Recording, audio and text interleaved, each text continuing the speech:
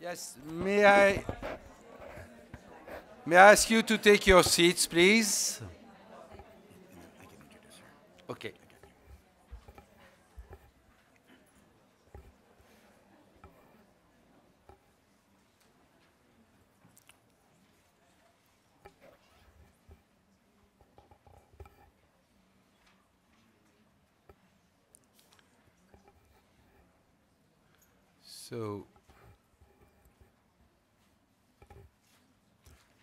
So I suggest that we start this session. May I ask you to take your seats, please, in the back?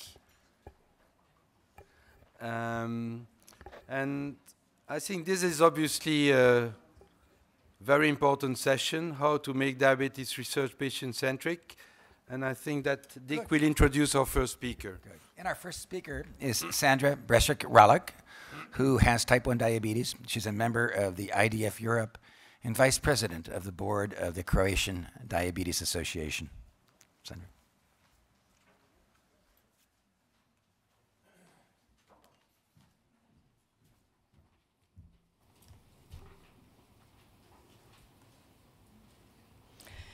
So hello, everybody. Let me first start by saying how happy I am to be here and having this opportunity to speak here. First, when I started learning more about IMI initiative and looking into it into more detail, my heart started to beat faster, I must admit. It kind of opened new hopes and new perspectives. I come from the organization that pretty much does the same, just from a different manner.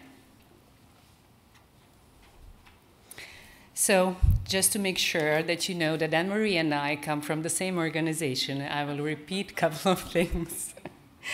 IDF Europe, or International Diabetes Federation, is an umbrella organization representing 66 diabetes associations in 47 countries across Europe.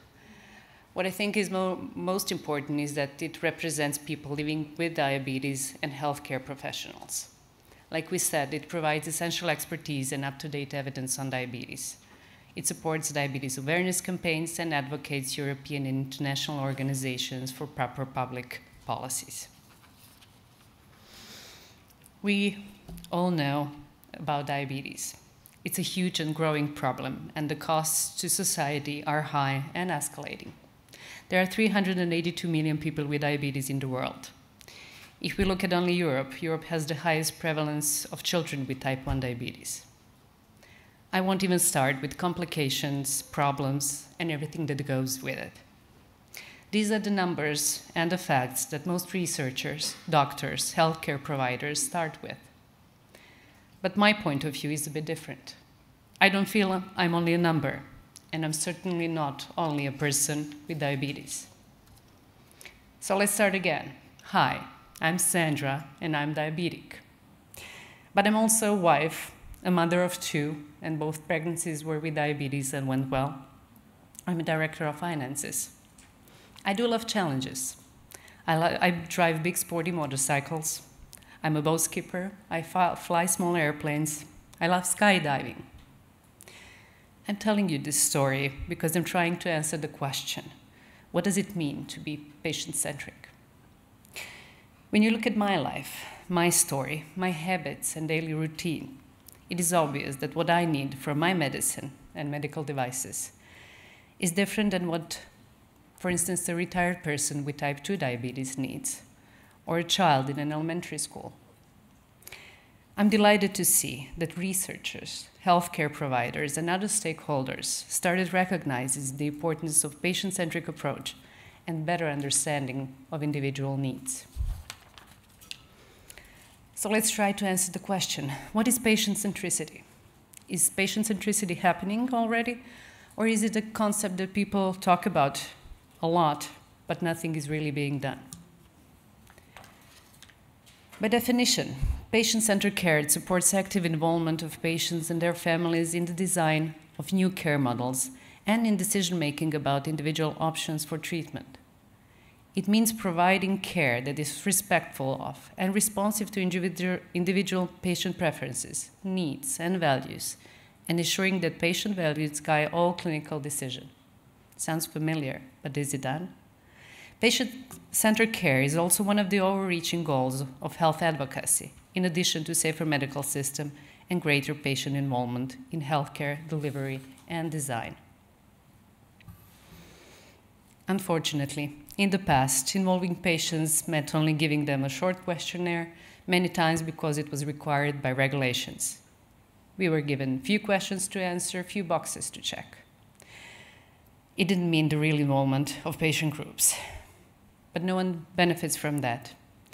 We need to be fully involved in order to be the part of the team. In the past, it really did feel as if those who can pay a registration fee of $3,000 or euros, like in this animation, can be a part of a research or a decision-making team. But diabetes, unfortunately, doesn't ask what is our profession, our title, or job position. It doesn't ask our age. Diabetes just comes. What I'm trying to say, that among patients, there are many educated, professional, highly educated people who have with enough rationale and, what is most important, first-hand experience to make a valuable member of such teams.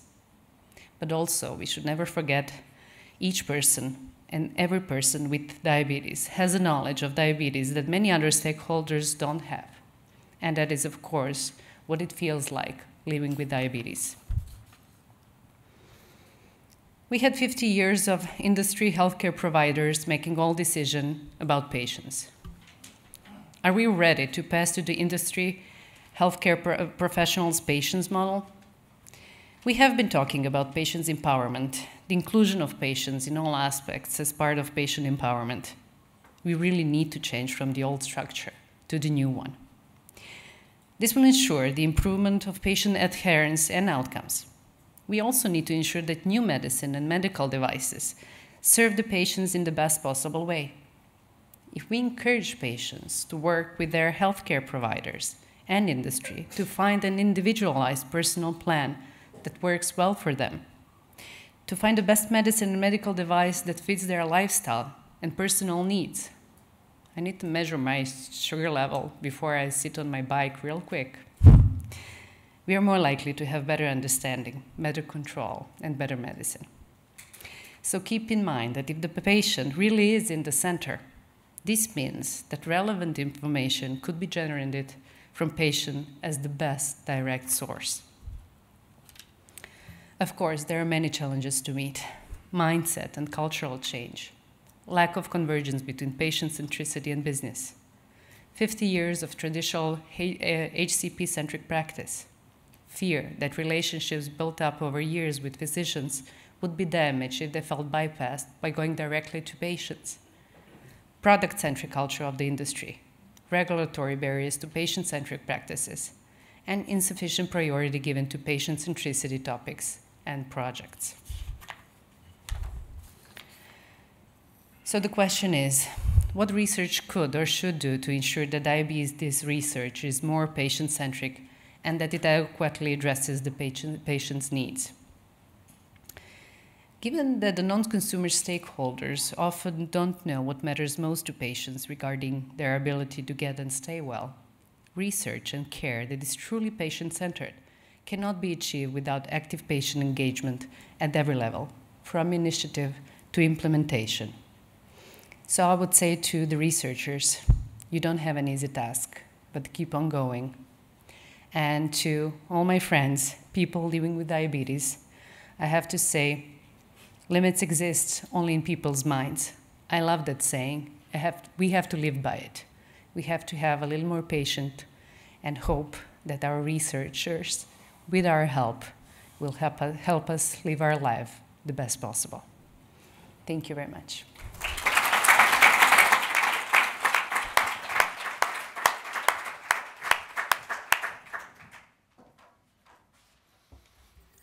So thank you very much. I think that you raised a number of key points. I'm sure that we will come back